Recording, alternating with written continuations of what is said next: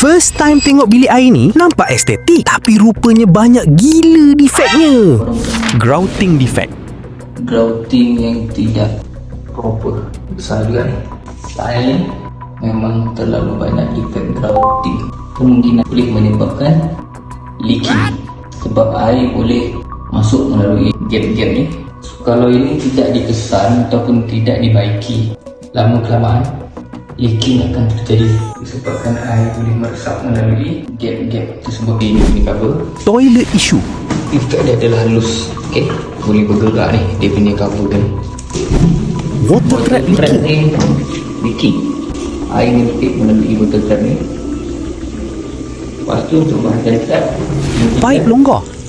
longgar. Right. Orang yang baru dapat kunci rumah disarankan untuk membuat home defect inspection untuk mengenal pasti defect yang rumah dan dapat claim. Contact Defect Pro sekarang selagi slot masih ada.